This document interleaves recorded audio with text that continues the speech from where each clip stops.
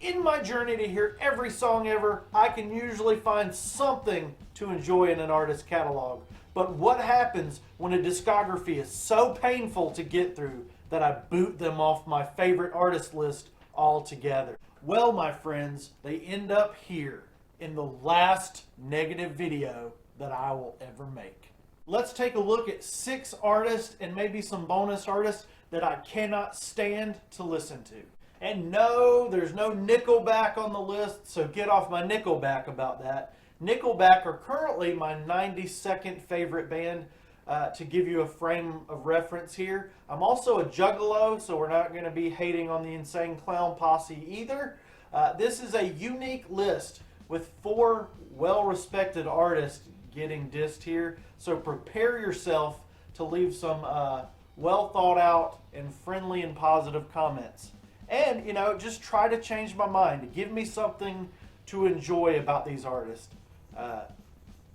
Let's start out with the least worst and work our way up to the scum of all music history, shall we? First up on the diss train is Lenny Kravitz. When I was falling in love with modern music in 1996, Lenny Kravitz was all the rage. Now, after listening to his entire catalog and hearing Fly Away for the 80 trillionth Googleplex of a time, I just don't enjoy any of this. He was at one time in my top 230 artists, but I don't have a desire to ever hear anything by Lenny Kravitz again. Sorry, Lenny. I know you're a talented guy. It's just not my thing. And as a dishonorable mention, Kenny Chesney is tied with Lenny Kravitz here. I've sludged my way through the catalog, and not one single moment of this was fun or enjoyable in any way. Kravitz music makes me want to fly away, fly away, really sorry, Lenny. Fly away. Nothing, none of it moves me. 5-Finger Death Punch. Okay, this one's maybe a little bit cliche. I've been accused of liking this band before, but those rumors are false. I think I maybe even gave them a decent album review last time around. I really tried to get into this band, but not one note of this is anything I ever need to hear again. Of all the bands that are labeled butt rock, I think that 5-Finger Death Punch, I think they're the buttiest of the butt rock. I like all the other butt rock bands. Never going to come anywhere close to my top 230 artists. And if maybe my list was 1,000, like my top 1,000 rock bands, maybe 5-Finger Death Punch would get in there. But yeah, not top 230 artists. Oof, just real buddy. I feel I'm almost ashamed of this next one. Ugh. Alice in Chains. I don't like them. Please don't beat me up for this one. I am a 90s kid through and through, but I just missed the boat or something with Alice in Chains.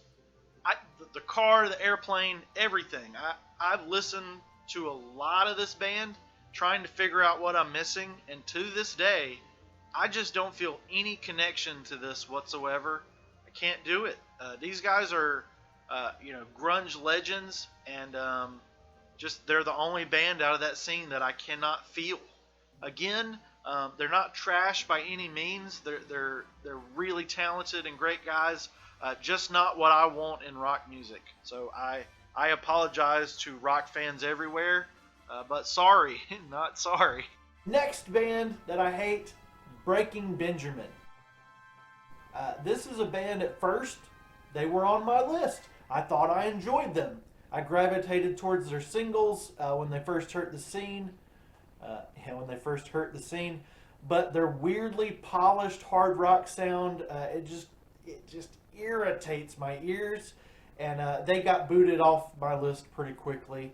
They are nice guys. I really love that they work with Scooter Ward from Cold as well, but I just absolutely hate their sound. I don't like their guitars, their bass, their drums, their singing. I don't like what their songs are about. I don't like how they were written. I don't like how they're produced. I don't know what it is. I dislike it all. Sorry, I really tried. I really gave them a chance. They were at one time in my list, but I can't listen to it anymore. Okay, the camera's all up in my grill because the next one, it really hurts. It really hurts to have these guys on here. Rise Against. This is a band that I really should be into. They are always lumped in with my favorites like Green Day, Weezer, The Offspring, Against Me. But Rise Against are one punk band that I can't get into. I can't get behind. And I'm going to embarrass myself now. I used to get these guys mixed up with Against Me, who are now my number 9 favorite band of all time. And I'm mixing up Laura and the Boys with the likes of Rise Against. Oof! Now, I will say this. The Ghost Note Symphony's version of Nowhere Generation, it almost broke through to my eardrums. It didn't quite land on my brain, though, but almost. Rise Against do everything that made me fall in love with punk rock, but I cannot stand the way they sound doing it. So, and again, with Rise Against, I am still trying to give them a chance. It's not clicking with my ears. They will be the last talented band that's on the list. Like, everybody we've talked about up until now are talented and nice guys for the most part. These next two artists are disgusting and foul, and I really don't even.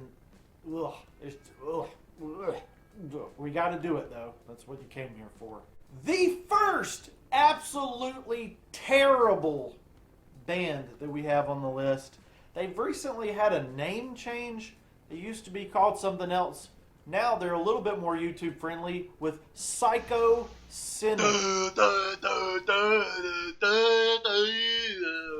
The Five-Finger Death Punch suckage continues with this side project from hell. Side projects often do not live up to the main band. In this, they at least beat Psycho. They at least beat Five-Finger Death Punch in suckage. Oh Lord! This is a Five-Finger Death Punch side project. That was hard to say. Where a former finger puncher dresses like a cartoon devil and sings the most cringe things imaginable. It's so bad I can't even pronounce words right. This is not in the name of comedy. It's not funny. It's not in the name of rebellion because it's not rebellious. I don't know what the point of this is, but it's terrible on every possible level. I guess maybe this guy that I won't even do the honor of Googling because I don't want to Google it, did this because trying to be so bad that it's good. But this Devil Daddy schlock, it's not that. It's just some of the most abysmal music I've ever heard. And I've heard 300 complete catalogs of rock bands. This is the second worst thing I've ever heard in my entire life. This is